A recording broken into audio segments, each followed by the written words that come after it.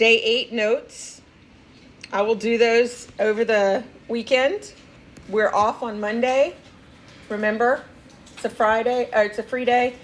So probably I will try to post the notes for Tuesday by Saturday. Is that okay? Is that going to hurt anybody by Saturday since you have 2 days after that? So if I post the notes on Saturday, I will expect that before we get to class that you will, on the Google Meet on Tuesday, that you will have watched them, and then we can do some additional. Okay, so today we're going to talk about geometric probability and geometric variables. All right, so the first thing I want you to look at right here is where it says geometric variables have the same conditions as binomials, except there is no number of fixed trials necessary. So if you're checking conditions in the BINS, you just don't do the N. But the B, the I, and the S do work, right? So instead of bins, we do bits. Still binary, still independent. Trials not fixed. And S, they all have the same probability of success and failure. I don't really like bits, but we can do that. I just prefer to do bins with no N, right? Okay, so geometric setting. So that's how you can tell. If it's binary, it seems like it might be binomial, but it just says keep picking until you find one, till you get there, then it's geometric. So a geometric series arise, or setting arise, when we form independent trials, same chance process, that's the S, and record the number of trials it takes to get the first success. This is the big thing. Draw until you get a success, right? The probability of the successes are the same also, right? All right.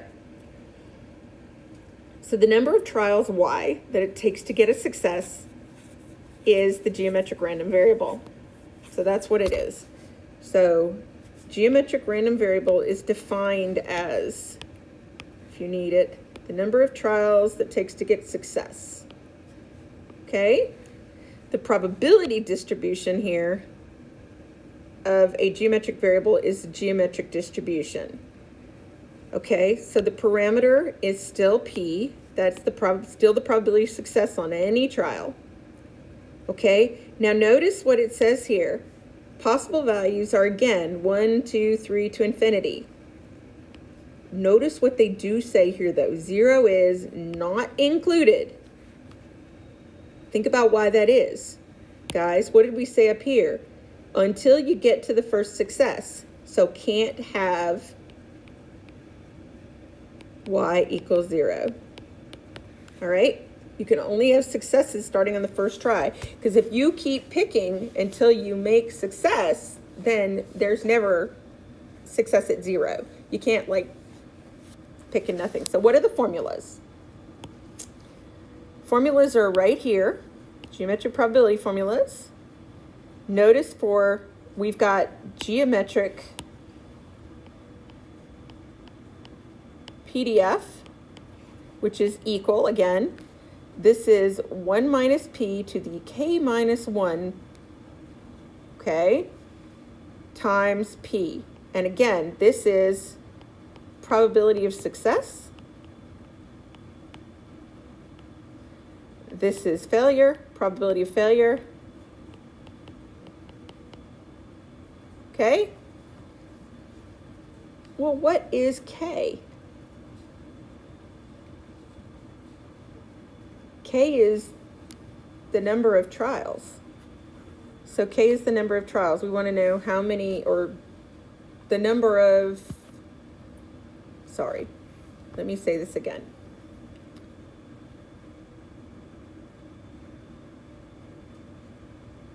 K is not the number of trials, excuse me. K is what we're drawing for. What's the probability of until we get success? What's the number of trials we have to do until we get a success? Because remember, we don't have an N, right? So that's the number we're going for. What's the probability that we can draw, that when we're drawing until we draw a heart, what's the probability that'll be 2 cards? That would be K equals 2, if that makes sense. All right, what's the probability if you're going through a long string of red lights that the third light catches you? That would be K equals 3. Hopefully I cleared that up for you. Now, for this guy right here, this is Geometric Cdf. Notice its formula is different. Its formula is just 1 minus p to the k power, not k minus 1, just to the k. Okay, so this is failure.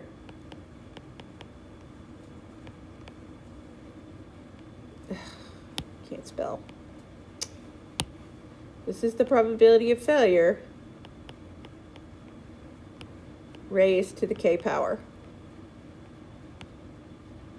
Okay, so let's look at the mean, and then we'll look at some example problems. How do we find the expected value of a geometric random variable? Here's my formula right here. It's 1 over p. That's actually really cool that it's such an easy formula, right? So 1 over p.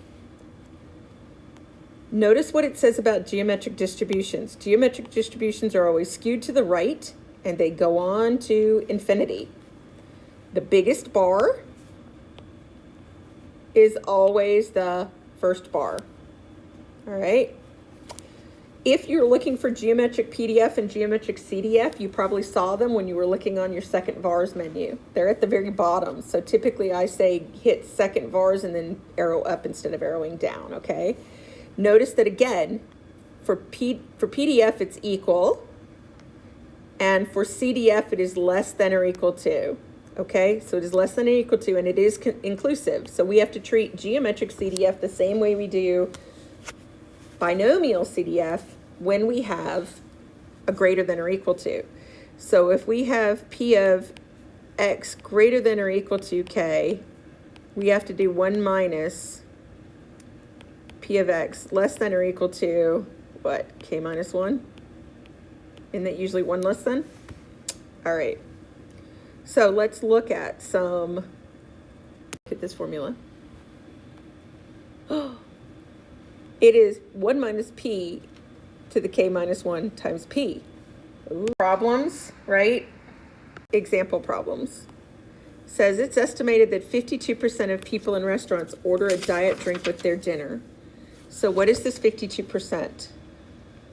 My guess, since they've given us that, is that it's the probability, right? It says find the probability that the 5th person to orders a diet drink. So this is probability of success is 0.52. All right, so for part A, we need to look at this. What we're looking for is if X is the number of people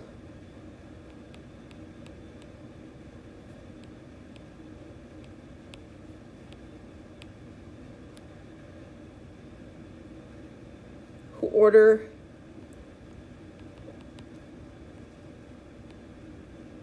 until someone orders a diet drink, right? Then P of X, in this case, the 5th person is going to be 5. We're looking for X to equal 5. So for this guy, we know that P is 0.52. We know that K, in this case, is what, 5? All right. And then we know that we can plug in, can't we? So let's use the formula for this guy. So the formula this time is going to be, if you remember what it is, the formula said that it's going to be what? The probability is going to be P to the K and 1 minus P, P to the K minus 1 times 1 minus P, right? Is that right? Ooh, we gotta be careful on that one. So I've written that one wrong. We always want to do, this one's the one I always want to get backwards. 1 minus P to the K minus 1 times P. So this is 1 minus 0.52. K is 5, so this is 5 minus 1, which is 4, and then times P, which is 0.52. So this is going to be 0.48 to the 4th power times 0.52. And I'm writing it this way because you need to know that on the multiple choice section, that's probably how you'd see it, is this way right here, potentially.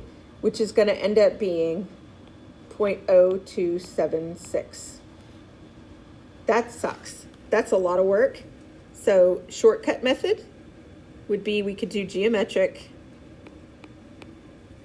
PDF. We're going to have to enter P, where P is 0.52, and where K, or I think it's X, where K is 5. And it would give us the same thing, 0.0276. So now let's do B. Find the probability that the first drinker of the day occurs before the 7th person.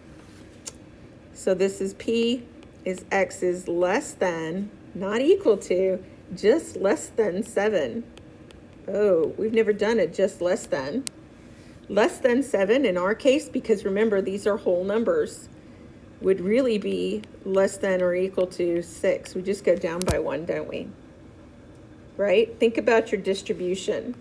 If you did a distribution here, it would be 0. Actually, we wouldn't even have 0. We would have 1, 2, 3, 4, 5, 6, 7, and so on. So less than 7 would be everything here. So 6 or less, not including that. Okay? So 6 or less. So this is geometric. We're going to take the shortcut here.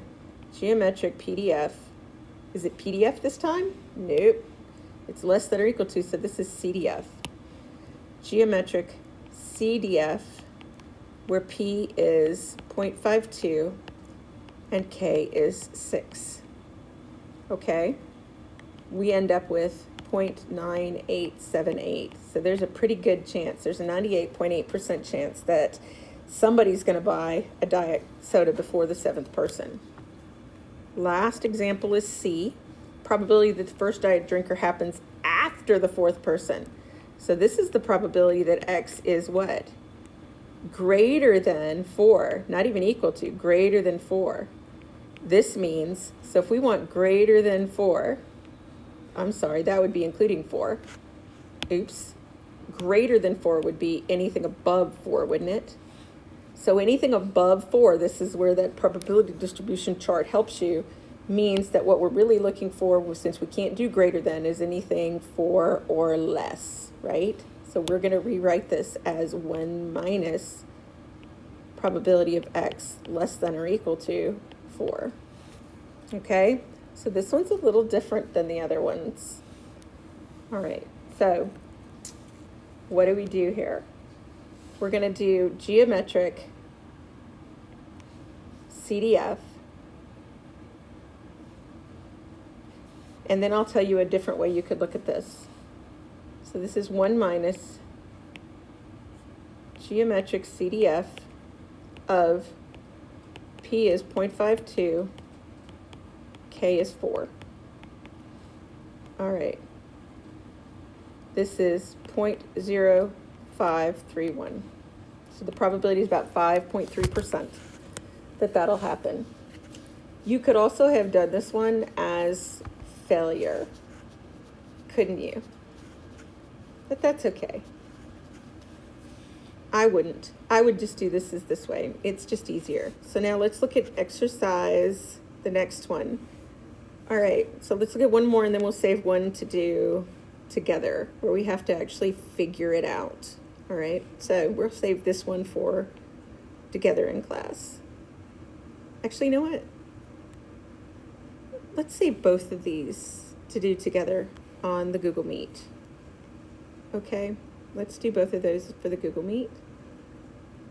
And make sure that you know, no, change my mind. We'll just save the last one for the Google Meet. I don't want you to take up too much of your time with that. I want you to be able to ask me questions. So Chicago at rush hour, chance of getting in an Uber is 12%. How many Uber drivers can you expect to pass you before your Uber driver arrives? So how can we figure out the possibility of our Uber driver arriving? So what are we expecting here? This is not a probability. This is actually an expected value. In other words, on average, what's going to happen? So this right here is expected value. Well, what's the expected value formula? It is 1 over P. Well, what is P? Well, 12% is the chance of success. So 1 divided by 0.12. 1 divided by 0.12, guys, is 8.3 repeating, so about 8.33. Okay? So you can expect about 8.3 drivers, so about 8 drivers to pass you before somebody picks you up. So what's the probability that the 4th Uber driver you see is the one you ordered? So it's going to keep going until you get to the 4th one. We still don't have a set number trial, so this is geometric. So we're going to do, what's the probability? Let's do this instead. Let's actually write it out. What's the probability that X is equal to 4?